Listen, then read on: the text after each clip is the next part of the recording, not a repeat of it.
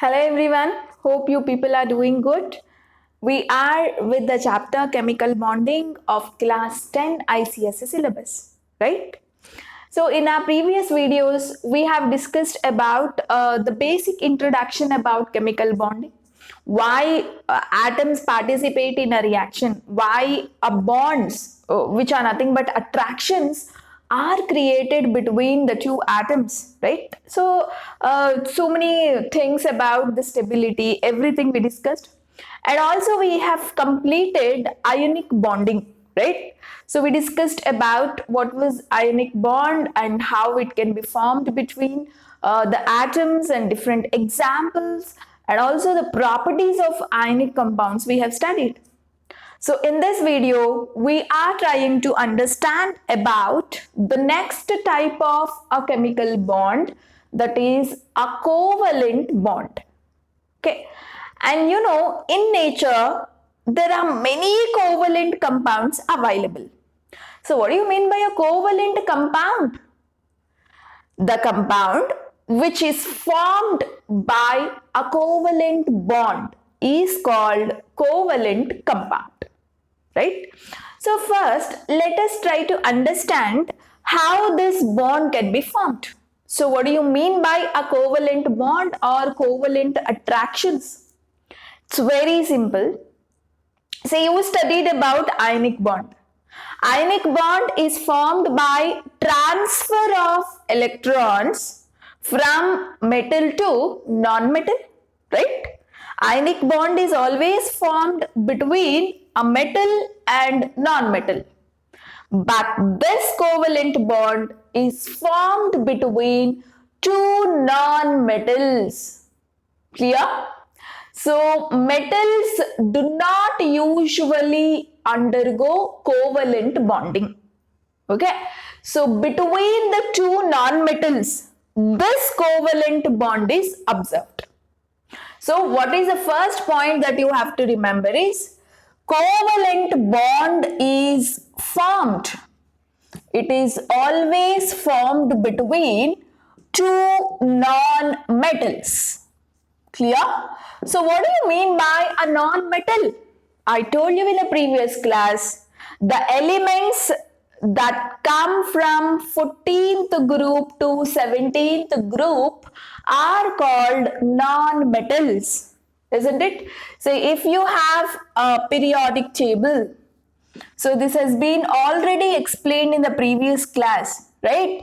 So from group number 14, that is from carbon family, to group number 17, that is fluorine family, right? So this particular elements are generally considered as non-metals. Clear? So this covalent bond is observed between the two non-metals. Very, very important point and a basic point. So the next aspect is, how is this covalent bond formed? Try to understand carefully. Bond is formed. Bond in the sense here, the attractions that is created between the two or more than two atoms, right? So in a chemistry language, the attractions are called with the word bond, right? So the bond or attractions are formed by sharing of electrons. Very important word, by sharing of electrons between two or more than two atoms. More than two atoms. So this is a very, very important word to understand, guys. So ionic bond was formed by transfer of electrons. But this covalent bond is formed by sharing of electrons. Say, there are many elements in our nature, they cannot lose electrons or gain electrons to get the stability. I told you in the previous class, metals are the guys which are losing electrons. Why they are losing electrons? Just to get that stability. just to get the electronic configuration which is similar to the noble gases, which are highly stable in nature.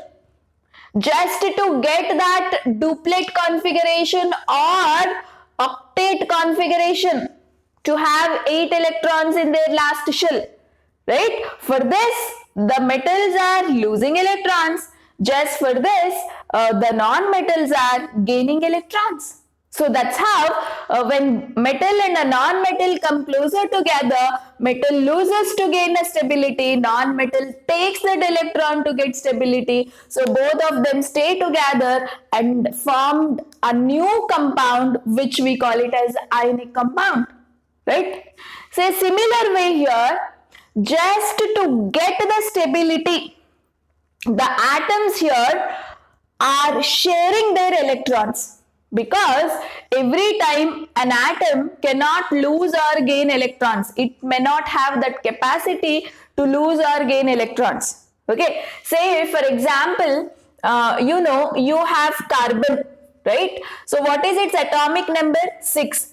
If I have to write its electronic configuration, it is 1s2, 2s2, 2p, 2, right? So 2, 4. In a simple way, if I have to write the electronic configuration, right? So, is our carbon stable? Definitely it is unstable. Okay. Carbon to become stable, it should have electronic configuration 2, 8. Right? Say in the last shell, that is in the second shell, carbon has 4 electrons. If it can have 8 electrons, then definitely our carbon becomes stable. But how many electrons it has? Only 4. So 4 more electrons are required. Yes or no? For carbon. Required for stability of carbon. Right? So to have this 8 electrons, 4 more electrons are required.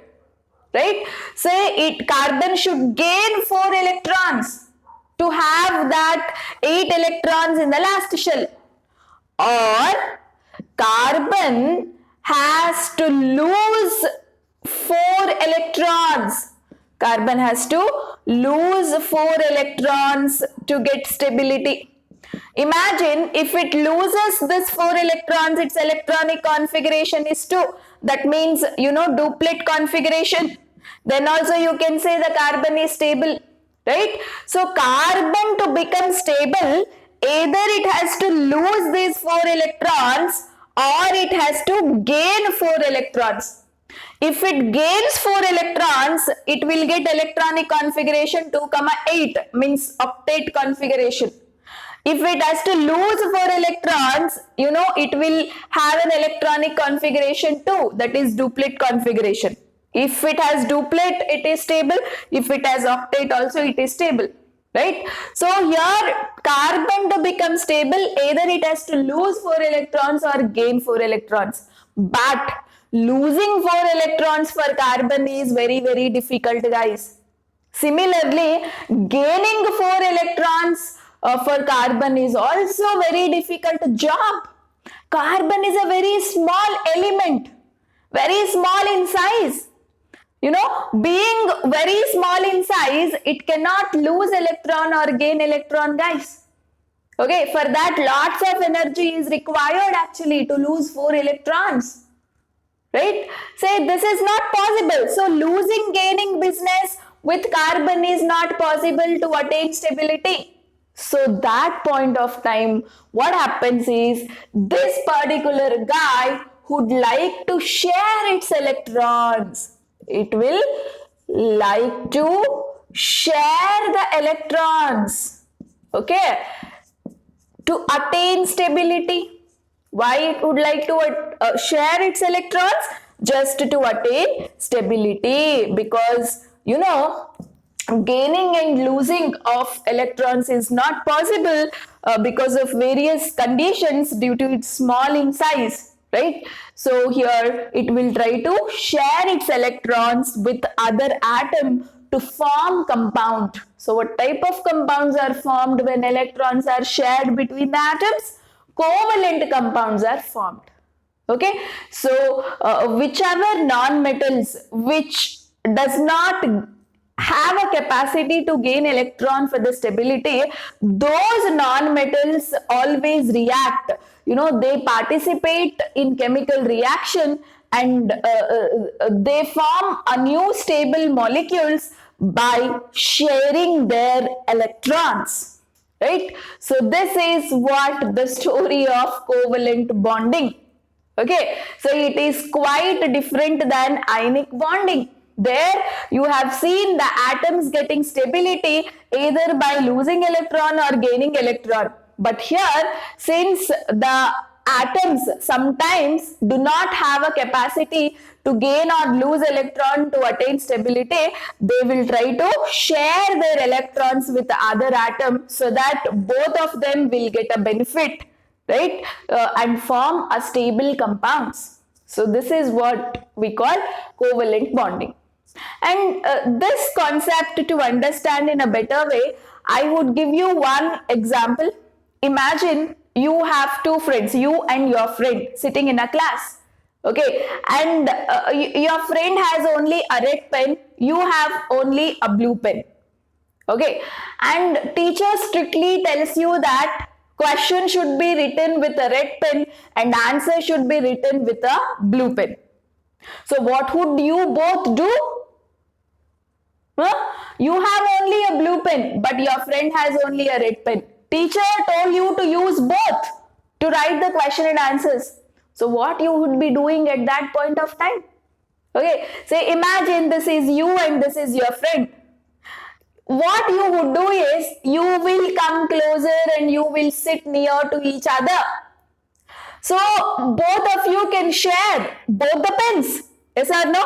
So both of you, if you can share your blue pen with your friend and your friend will share his red pen with you, so that both of them will get benefit, right? Both of them can stay happy.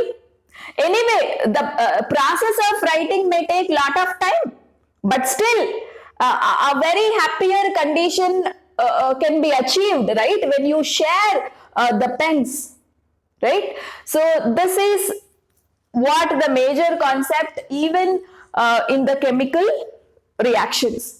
Okay, so some atoms which do not have ability to lose or gain will always share their electrons with other atoms to form stable molecules, and those molecules are covalent compounds.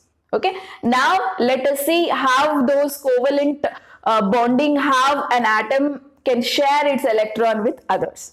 Okay, so before we go for the examples to discuss, you must know certain definitions, right? So now you got to know what do you mean by a covalent bond, right? So covalent bond is formed always by sharing of electrons between two or more than two atoms. Okay, and now how do you define covalent?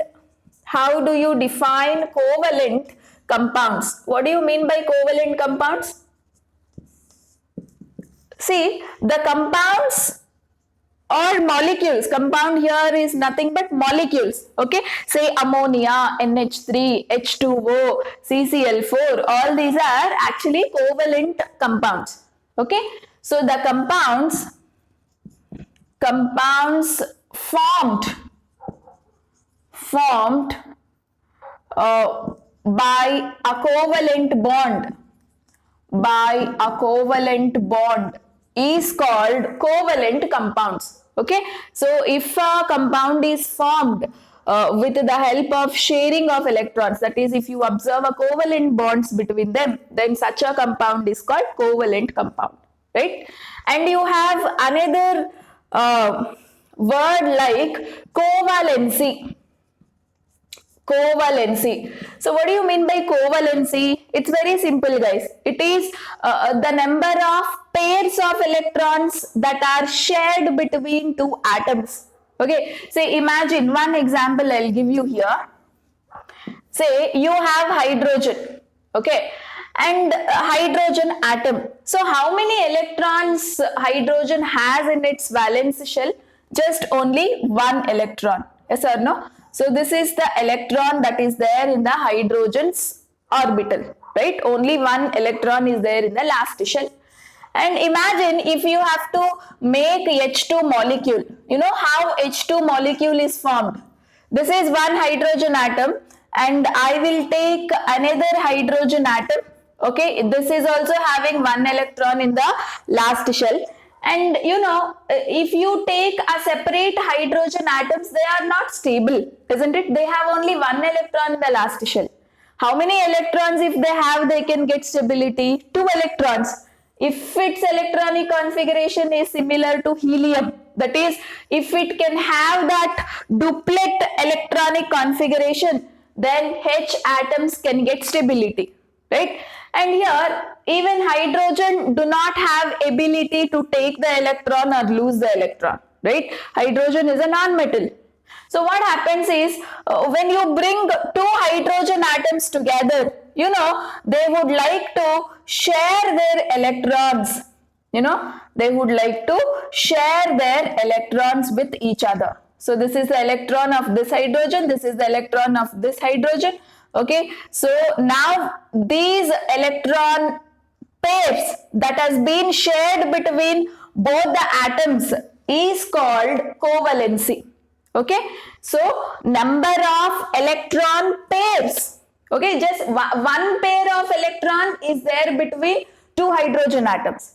In that one pair, one electron belongs to one hydrogen atom, another electron belongs to another hydrogen atom. Yes or no? But they are there in between both the hydrogen. It's like this pair can belong to this also and this pair can belong to this hydrogen also.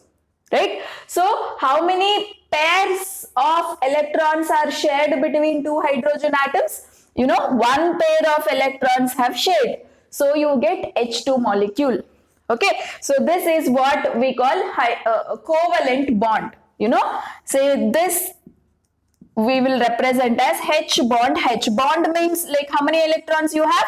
Two electrons are there. One is from this hydrogen, one is from this hydrogen. But they are shared between them. Now, once they are shared, this pair now belongs to this also, this also. So, even this guy is like having two electrons, like got stability. Even this guy is like having two electrons, like it also has got stability. Isn't it? So, this is how both of them will get stable by sharing a pair of electrons. So, the number of pairs of electrons that is shared between two atoms is called covalency. So, here what is the covalency of hydrogen if I ask? What is your answer? 1. How many pairs of electrons are shared? 1. Isn't it? Say pair in the sense what? 2 electrons. So, how many pairs have been shared here? Just 1. So, covalency of hydrogen is 1. Remember. So, what is the definition I would like to write here is number of pairs of electrons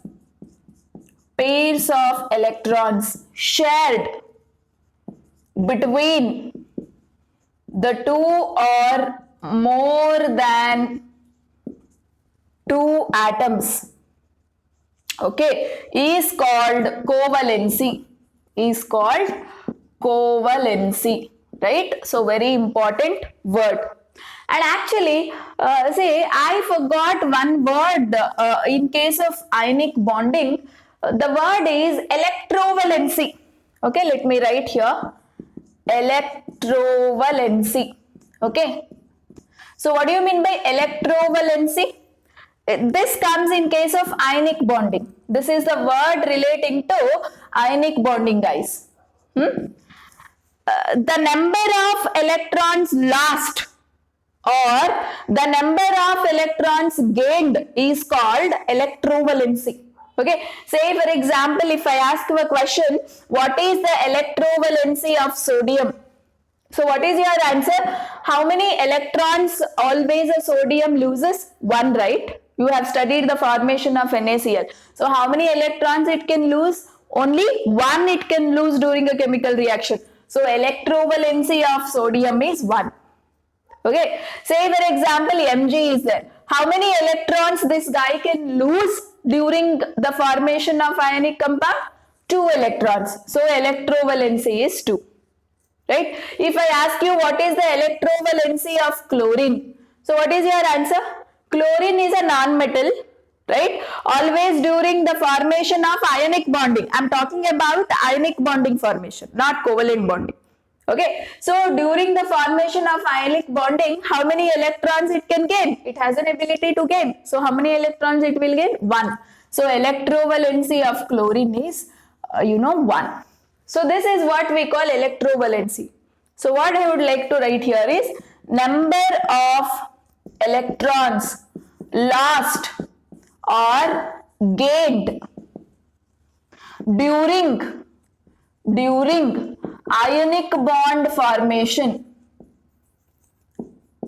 During ionic bond formation is called electrovalency.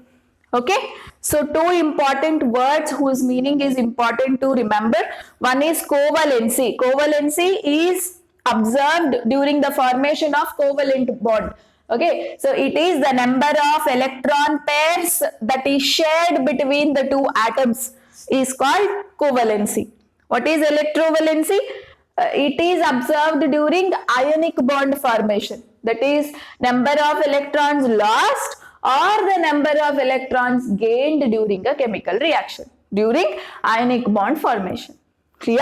So this is all about the different terms and their definitions.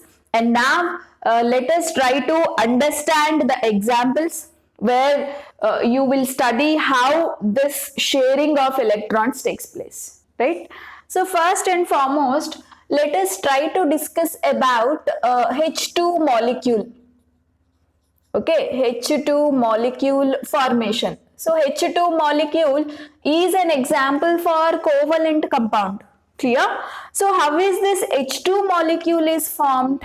So imagine H2 molecule is formed by combination of 2 hydrogen atoms, right? So how many hydrogen atoms are there? 2 hydrogen atoms are there.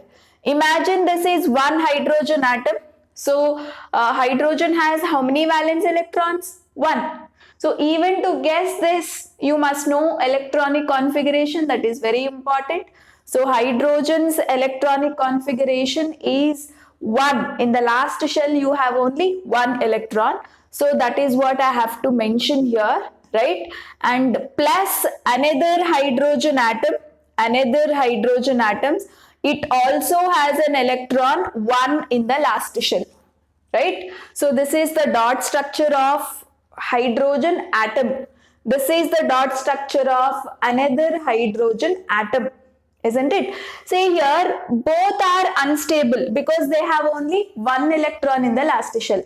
So what happens is they can't lose electron, they can't gain electron. That ability they do not have. So what they do is both of them will come near, right? So both of them, when they come near, say their electrons also will come near. This is the electron of this hydrogen and this is the electron of this hydrogen. So these 2 hydrogens are now actually shared between both the hydrogen atom. Okay, just 5 minutes back I already told you, it's like this pair of electrons belong to both hydrogen atoms, right? So this pair of electrons only I will write in the form of bond, H bond H. So what do you mean by bond? Bond means presence of 2 electrons. Okay, so now these 2 electrons are shared between the 2 hydrogen atom. They belong to both the hydrogen atom. It's like this hydrogen also has 2 electrons and this hydrogen also has 2 electrons. Having 2 electrons in the last shell is stable, isn't it? So this is how H2 molecule is more stable than single H atoms. Because in the H2 molecule, 1 electron pair is shared between the 2 hydrogens. Okay, say if 1 electron pair is shared, say note down this point, it's very important. If 1 electron pair is shared, then single single covalent bond is formed. Single covalent bond is formed, guys. Okay, so here you have a single covalent bond between hydrogen and hydrogen. Clear? And now how do you write the dot structure? Writing dot structure is very easy, guys. Just you have to show, see, this is the electron of this hydrogen, this is the electron of this hydrogen. Okay, it's like these two hydrogen can belong to this first hydrogen, and these two electrons can also belong to this hydrogen also. Say this is a shared region. Yes or no? This is the shared region. See, I'll just mark the region with a blue pen. This is a shared area, common area for both hydrogens. In this common area, how many electron pairs are there? 1. So, you know, this leads to the formation of H bond H. So, this is what we call dot structure. Dot structure of H2 molecule. Dot structure of H2 molecule. Okay, fine. So, this is about the formation of hydrogen, right? And the next one is, let us see the next example, that is Cl2 molecule. Cl2 molecule, right? That is chlorine molecule. So, how many chlorine atoms if combined you get Cl2 molecule? 2 chlorine atoms, right? So, this is 1 chlorine atom plus another chlorine atom. Let us see how they will combine. Okay, how even when 2 chlorine atoms combine, like you know, they won't lose or gain electrons. See, always losing, gaining electrons can happen between a metal and a non-metal, isn't it? But here both are non-metals, so losing, gaining business do not happen here. Sharing business only occurs here, right? So let us see how these guys undergo sharing of electrons to get the stability. So what is the electronic configuration of chlorine, guys? It is chlorine, atomic number 17, isn't it? So its electronic configuration is 2, 8, 7, right? It is unstable. So when it can get stability? When it can have 8 electrons. So by losing or gaining, it cannot have 8 electrons. By sharing, let us see how it tries to get that 8 electrons in the last shell, right? What is the dot structure you will write? In the last shell you have 7 electrons, isn't it? So you have to put 7 dots. 1, 2, 3, 4, 5, 6, 7 dots. Okay. Even this chlorine, you have to put 7 dots because even this chlorine has 7 electrons in the last shell. So instead of putting dots, I will put crosses just for difference purpose. Okay. Here I have included dots to represent electrons. Now here I am considering crosses. That's it. 1, 2, 3, 4, 5, 6, 7, right? See, this chlorine, if it has 1 electron, it can get stability. Same thing with this chlorine also. If it has 1 electron, it can get stability, isn't it? Say, what happens is, when both chlorines come together, see, Cl, this is another Cl, they are coming closer to each other. See, these are the electrons of this chlorine. Let me put 1, 2, 3, 4, 5, 6, 7, right? And these are the electrons of this chlorine. Crosses 1, 2, 3, 4, 5, 6, 7, right? So this is the pair of electrons that is shared, guys, right? So this is the pair of electrons that get shared. So you get Cl. How many bonds you get? Single pair of electrons is shared, no? So single bond you will get Cl. And which electron pairs are unshared? You know, these guys.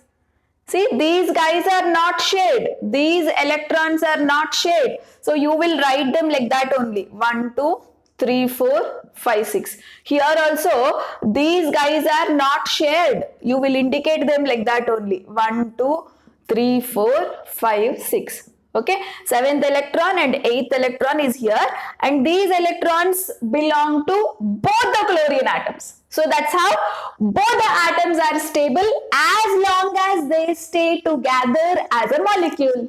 Yes or no? As long as two chlorine atoms stay together, that pair of electrons stays in between them. And it's like this pair of electrons belong to both the chlorine atoms. Remember, as long as they stay together, as long as Cl atoms exist as Cl2, right? So this is what we call the dot structure of Cl2. Dot structure of Cl2. And here can you tell me how many covalent bonds are there? Here also you will observe single covalent bond. Okay, fine. And now let us see an example O2 molecule formation. O2 molecule formation. Okay, fine. Observe here, O2 molecule is formed by the combination of two oxygen atoms, right? So what is the electronic configuration of oxygen? Atomic number 8, electronic configuration is 1s2, 2s2, 2p4, right? Say that is 2, 6, right? In a simple way, if I have to write the electronic configuration, it is 2, 6. That means in the last shell, how many electrons are there? 6. So you are putting 6 dots. 1, 2, 3, 4, 5, 6. So this oxygen also has 6 electrons, no? So 1, 2, 3, 4, 5, 6. Right? This is how I can indicate. And now when both oxygen atoms come close to each other, say this is the oxygen and this is another oxygen, they are coming, previously they are far away, okay, when they have not combined, right? And now they are coming closer to each other because both are unstable. They wanted to have 8 electrons in their last shell. So they are trying to come closer and closer for sharing business. Right? Because if they can share electrons, they can get that 8 electron rule. They can satisfy that 8 electron rule. Right? So let us see. They have come closer. Now it's electrons 1, 2, 3, 4, 5, 6. Now this oxygen's electrons, guys. 1, 2, 3, 4, yeah, 5, 6. You can write pair here or here, wherever it is. And you see here, this black color dots are the electrons of this oxygen, isn't it? How many more electrons it want to get that 8 electrons? 2 more. So these are the 2 electrons that can be shared. You see, this is one pair of electrons getting shared and this is another pair of electrons getting shared, guys. Okay, so how many pairs of electrons are getting shared here between our oxygen? 2 pairs of electrons. Okay. So this is one pair, this is another pair. So let us see. O, this is one pair, right? One bond, and this is another pair, another bond, O. And these electrons are unshared. They are not shared, right? They are not shared. So here, now it's like count the electrons present on each oxygen. 1, 2, 3, 4. These 2 bonds belong to both of them. Yes or no? Bond means 2 electrons. So 1, 2, 3, 4, 5, 6, 7, 8. This oxygen has 8 electrons now. This oxygen also has 8 electrons. 1, 2, 3, 4, 5, 6, 7, 8. This bonds belong to both of them. Right? So it's like now both the oxygens has 8 electrons. So both of them are happy as long as they stay together. Okay? And you see here 2 pairs of electrons are shared. Yes or no? So you can observe this structure. This is what your dot structure for oxygen. Dot structure of oxygen. So how many pairs of electrons are shared here? 2 pairs. 2 pairs of electrons are shared. Okay, so that's why this is called a double bond. When 2 pairs of electrons are shared, you will get to see the formation of double bond. Okay, say here you have seen single bond, single covalent bond, but this is a double covalent bond because two bonds you are observing between two oxygen atoms. Clear? So this is how a double bond formation takes place. Now let us see the formation of N2 molecule. N2 molecule. Okay.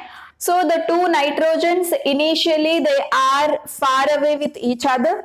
So how many valence electrons are there in nitrogen, guys? So nitrogen's atomic number is 7. Electronic configuration 1s2, 2s2, 2p3, isn't it? So 2, 5. That means 5 electrons are there in the valence shell. So 5 dots I can put 1, 2, 3, 4, 5. This is how I'll represent the dots. So remember one thing. Only the electrons present in the valence shell can be shared, guys. That's why we consider only the electrons present in the valence shell, that is the last shell, right? So inner electrons do not participate in bond making.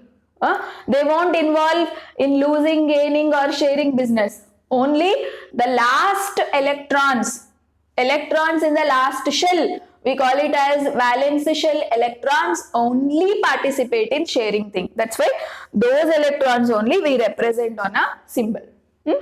So similarly, the electrons of this nitrogen, guys, 5 are there.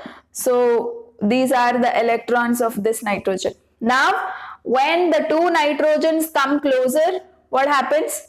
The two nitrogens are coming closer.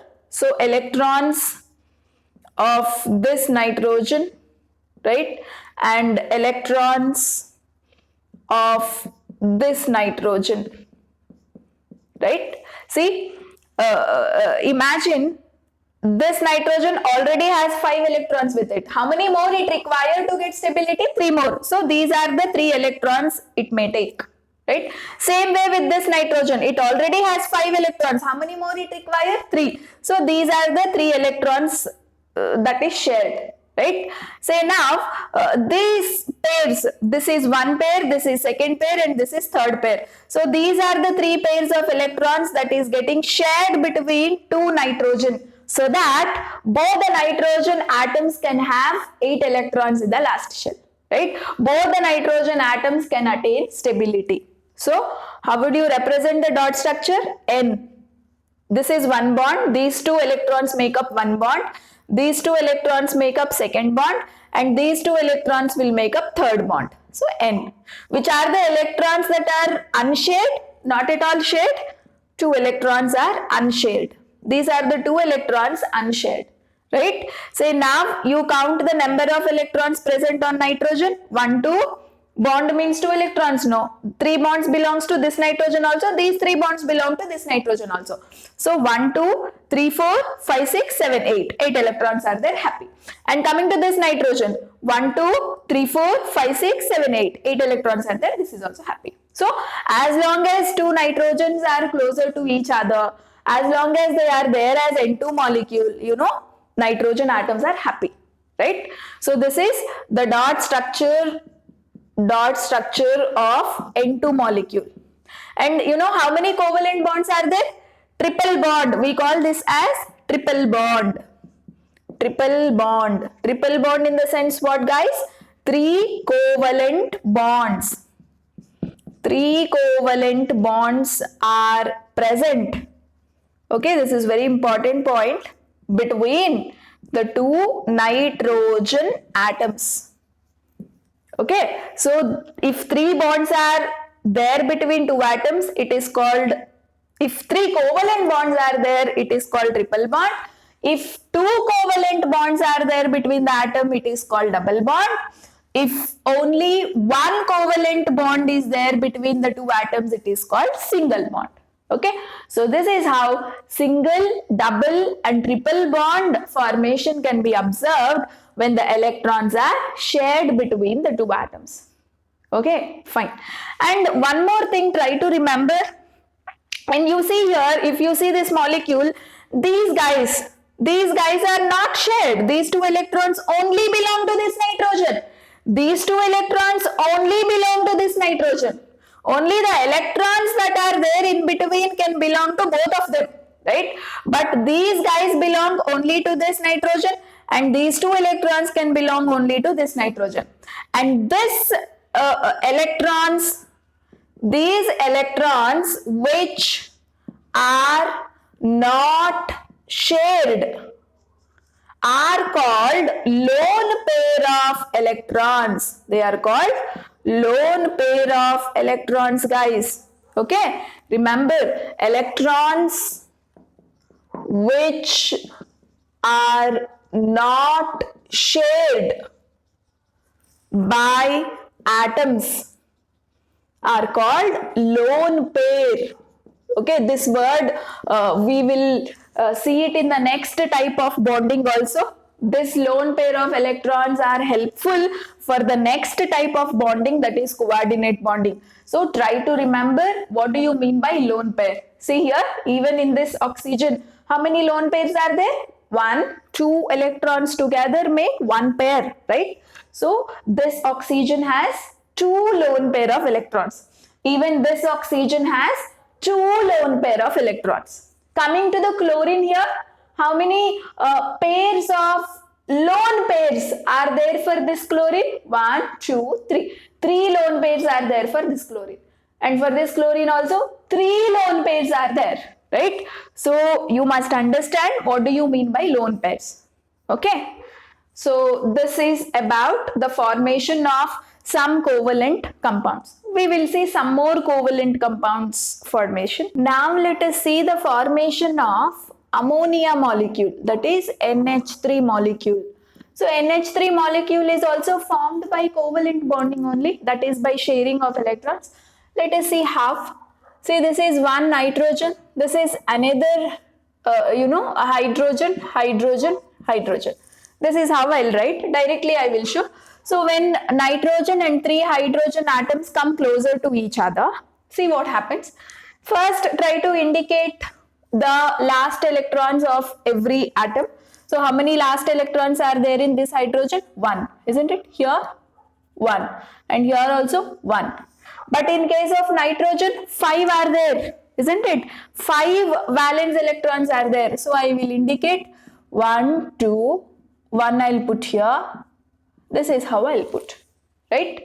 See now, hydrogen require 1 more electron to get stability. So it will take up this electron, right? So these 2 electrons are shared between hydrogen and nitrogen. These 2 electrons, this is 1 pair of electrons that get shared. This is another pair of electrons that get shared. This is another pair of electrons that get shared. Clear? So now, what are the bonds that you indicate? Between nitrogen and this hydrogen, 1 bond.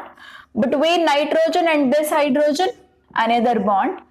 This nitrogen and this hydrogen, another bond. So these 2 pair of electrons remain unshared. That means this is the lone pair present on nitrogen, right? So this is how, by sharing of electrons, ammonia molecule is formed. Clear? So this is what we call it as dot structure of ammonia, or you can write dot structure as this also. Clear? So now let us see the formation of H2O molecule. Clear? See, 1 oxygen is there, 2 hydrogens are there, right? So how many electrons are there in the last shell of this hydrogen? 1. Here 1, right? When these 3 things come closer together, that situation I'm telling you. So the last electron of oxygen is 6, right? 1, 2, 3, 4, right? 5, 6. This is how I indicate. See? So these are the 2 electrons shared between this hydrogen and oxygen. These are the 2 electrons shared between this hydrogen and oxygen. So what do you get? You will get oxygen, hydrogen, hydrogen. So how many bonds are formed between this oxygen and this hydrogen? 1 bond. How many bonds are formed between this oxygen and this hydrogen? 1 bond. So how many unshared electrons are there, guys? 1, 2. They are unshared. You have to write them like that only in the structure. Okay. So this is your water molecule formation. Okay. Clear, everybody? Say like this, by sharing of electron, each and every atom that is present in a molecule can attain stability either by having 8 electrons around it, or by having, if it is a hydrogen, it can have 2 electrons around it. Yes or no? Say now bond in the sense 2 electrons. So these 2 electrons can belong to this hydrogen also. These 2 electrons belong to this nitrogen also. Right? So whenever you have seen a bond between nitrogen and hydrogen, like any 2 atoms, then that bond is belonging to both the atoms. So that way the atoms are getting stability just by sharing their electrons with one another. Right? So this is how sharing can be shown or represented with the help of dot structures. Yeah? And now let us discuss the 2 types of covalent compounds. Okay, so there are 2 types of covalent compounds, guys. Okay, so the first one is polar covalent compound. So the first variety is polar covalent compounds. Second variety is non-polar covalent compounds. Non-polar covalent compounds. So what do you mean by polar covalent compound and non-polar covalent compound? Let me give an examples first. Say in case of non-polar covalent compounds, I would give examples as H2 molecule, Cl2 molecule, O2 molecule, N2 molecules. All these are non-polar covalent compounds. Even, CCl4, all these come under non-polar, even CH4, right? So, you see here, most of the non-polar molecules you see, the bonds are there between same type of an atom. Say bond is there between hydrogen and hydrogen. Both hydrogens are same. Bond is there between chlorine and chlorine. Right? So actually speaking here, see hydrogen bond hydrogen. Between oxygens you have 2 bonds. Between nitrogen you have 3 bonds. Yes or no? So here bond is equally distributed between the 2 atoms. So the pair of electrons which are there in between the atoms, no, they are equally distributed, right? So let me write the definition here. Bonds present between the atoms are equally distributed. Okay? Right? So these bonds are actually exactly present in the middle of 2 hydrogen atoms. So these both bonds between oxygen is exactly in the middle of both oxygens. So the bonds are exactly in the middle, guys. So they are equally shared. Okay. So bonds, these 2 bonds between oxygen belong to both the oxygens. The 3 bonds between the nitrogen belongs to both the nitrogens. So bonds are equally distributed. They belong to both the atoms wherever they are. Clear? But in case of polar covalent compound, it is not like that. Say for example, you have NH3.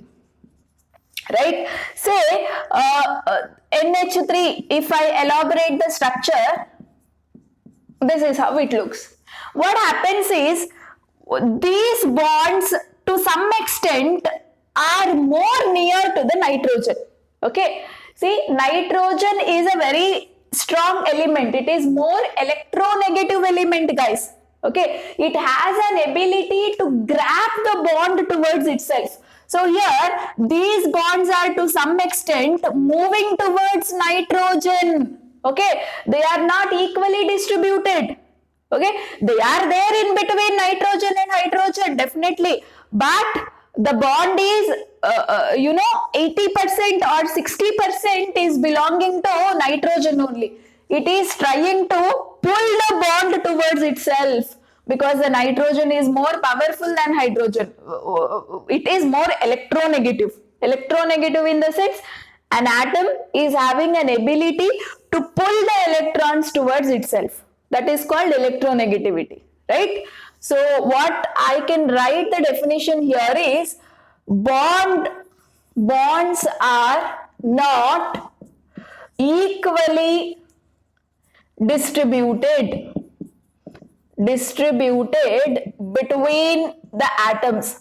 So during while writing the dot structure, we normally say that bond is belonging to both of them. It is distributed, but actually speaking, since this guy is more electronegative, it to some extent it will try to grab that bond towards itself, grab that pair of electrons towards itself. So we say the electrons are not equally distributed between the two atoms. So you can further show carbon dioxide and HCl also as an example for polar covalent compounds. Okay, so non-polar covalent compounds are H2, Cl2, O2, N2, all these guys. But polar covalent compounds are NH3, CO2, HCl. So what happens in a polar covalent compound, guys? The bonds are not equally distributed. See, the bonds are actually going towards more electronegative element. Clear? Say carbon dioxide is there. This is the structure of carbon dioxide.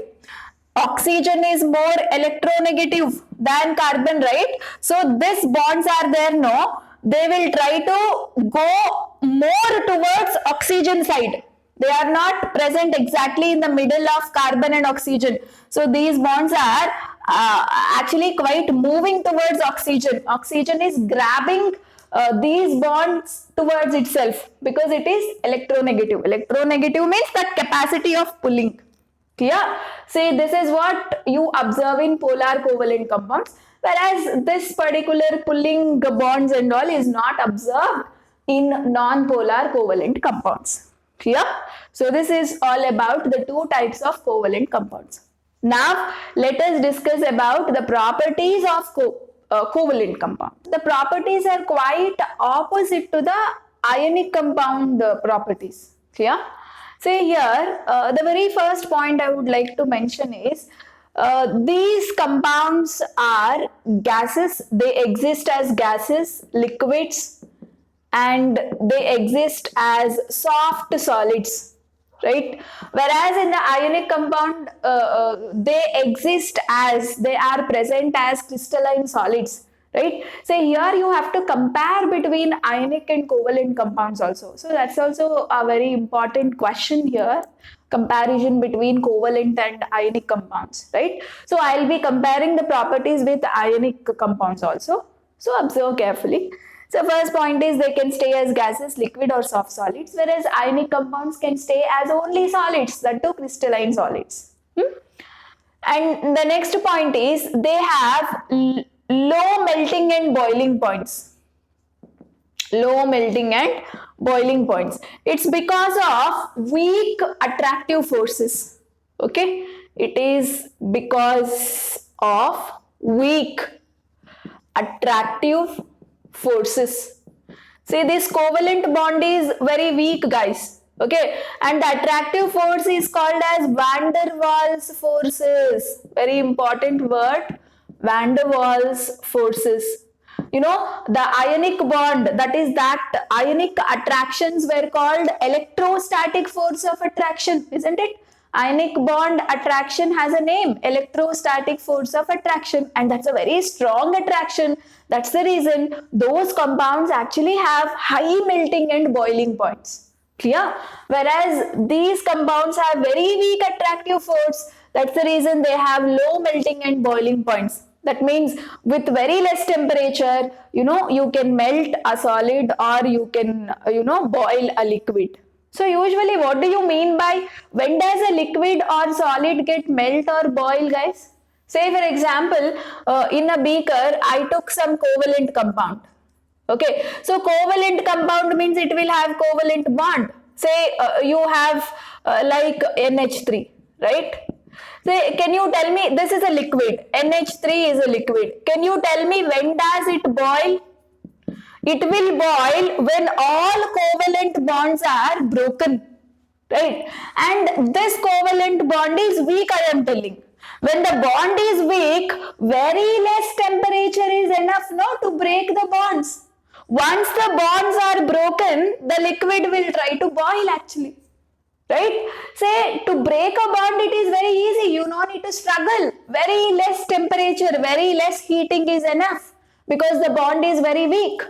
So that's the reason the weak attractive forces are there between the atoms. That is the van der Waals forces. That is the covalent bonding is very weak. That they have very low melting and boiling points. Whereas ionic compounds have high melting and boiling points. It's because that ionic attractions, that electrostatic force of attraction is very strong, guys. If the bonds are very strong, you cannot easily break them. To break them, more heating is required, right? Automatically, more temperature is required to melt or boil. So that's the reason ionic compounds have high melting and boiling points, whereas covalent compounds have very, very less melting and boiling points. So the next point is they do not conduct electricity. Okay, so they are bad conductors of electricity because there are no free electrons and there are no free ions also. Whereas ionic compound in liquid state can conduct electricity, isn't it? Because the moment it dissolves in a water or any solvent, it breaks into ions. These ions can move from one place to another place, so they can conduct electricity. But in a covalent compound, you don't have any ions, so they do not conduct electricity. Here, so this is again a very, very important point to be remembered. Next one, they are soluble in organic solvents. Organic solvents. Okay, not soluble in water. Most of, like some molecules can be soluble in water. Most of the covalent compounds are not soluble in water. They are soluble in organic solvents. Okay, because organic solvents also have covalent bond. Covalent bond. Clear? So, here the covalent compounds have covalent bond, right? So, the covalent bond can be soluble in covalent bond containing solvents only, right? So, about this more in details, you will study it in higher classes, like why covalent compounds are soluble in organic solvents, why they are not soluble in water and all, right? Okay. So, the next point is the reactions involving covalent compounds are very slow. Covalent compounds is very slow. In case of ionic compound reactions, you studied the opposite, right? So you studied like the ionic compounds involve in faster reaction. Here, the covalent compound reactions are very, very slow, right? So, for a reaction to occur, it may take hours to gather or days to gather, right? So, these reactions in the sense reactions including covalent compound is always very, very, very slow. Whereas reactions involving ionic compound is very, very fast. It can happen within a fraction of seconds. But these reactions occur days together or hours together. Clear? So these are the main properties of covalent compound one must remember, and try to compare these points with ionic compound so that your study on comparison between covalent and ionic also will get over. So with this, I will end my session. In my next class, we will discuss the last and very different type of bonding called coordinate bond, right? And if you have any queries, you can put up in a comment box. We will try to answer. Or if you want any concept to be explained in detail, right, you can post that also in the comment box. We will try to do that concept as soon as possible. So let us meet up in the next class. Thank you so much.